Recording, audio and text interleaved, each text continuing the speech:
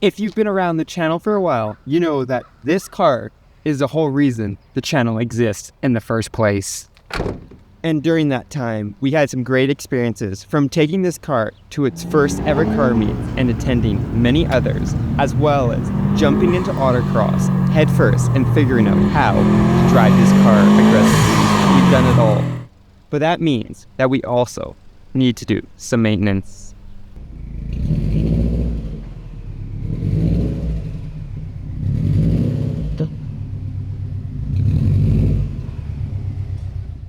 And that's why today we'll be changing the rear differential fluid in my 2004 Subaru STi.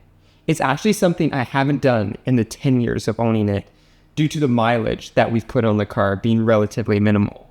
But with 10 years, it's probably a good time to change it. But before we go ahead and change it, let's cover a few things, because Subaru and the STi models have a few changes that might impact exactly what you'll be doing.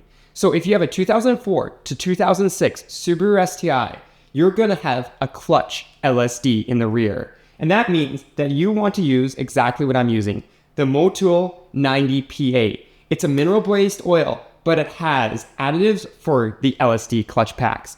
And this is what you're going to want. If you're looking for anything newer than that, you actually have a porcelain rear diff, and you're going to be looking at something a little bit different. So check with what applies in your rear diff. With that said, the process itself is actually relatively the same, because they both use the same sort of plug to go ahead and drain it. So with that out of the way, let's jump under the car and take a look at it. You could go ahead and lift it up or even put it on jack stands, but I'm small enough I can kind of sneak under here and we have no issues. So here is the rear diff we're servicing today. It is relatively easy because we have 2 different plugs. So this on the STIs is a temperature sensor. I just noticed it's not supposed to come off that easy, so I don't think I have a working temperature sensor, so I'm gonna have to address that probably in one of our Sunday live streams, because it's not really worth it making a full video, but I definitely want to go ahead and service this as we push the car harder and harder. The first thing is, what we're gonna do is we're gonna go ahead and loosen this guy off. It's a 23 millimeter, so if you got a 23 millimeter wrench or a box end, go ahead and pop that off. I don't think I got a 23 millimeter socket, but we'll have something to pop that off. And you wanna make sure to get your fill off before you get your drain, because worst thing is you get your drain undone and then your fill doesn't come undone, and all of a sudden you have an empty diff and no way to fill it. So we're gonna go ahead, tackle the temperature sensor plug, and then we'll go ahead and pop this one loose. This is a 1/2 inch breaker bar or something like that, and you can just go ahead and pop that out, and then we're just going to drain it, and I'll show you exactly how to fill it here in a second.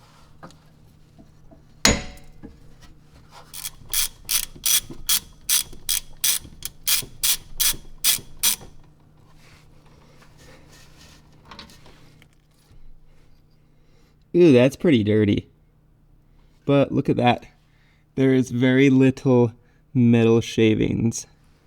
I guess that's what you get for driving the car only about 5,000 kilometers every summer.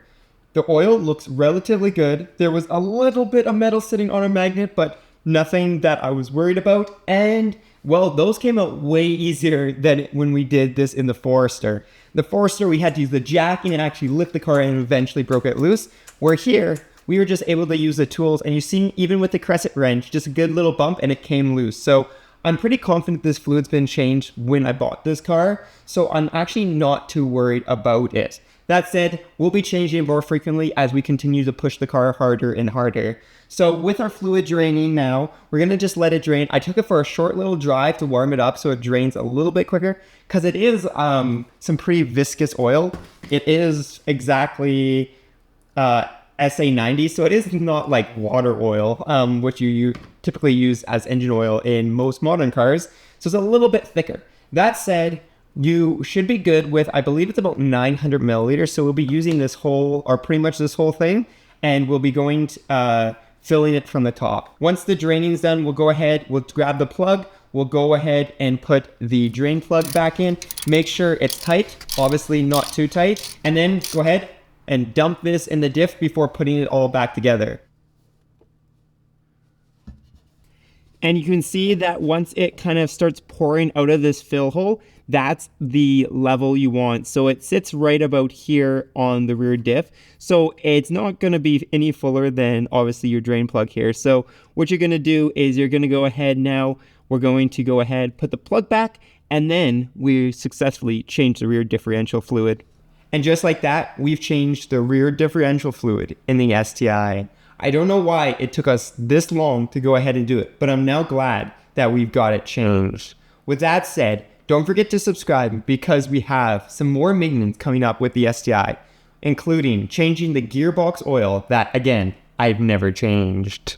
If you're looking to do this yourself, hopefully this video gave you enough confidence because, as I said, it isn't a difficult thing and it makes a huge difference in maintaining your overall vehicle health. With that said, there might be a little bit of a challenge with getting some of those plugs undone if it's never been changed before in its life.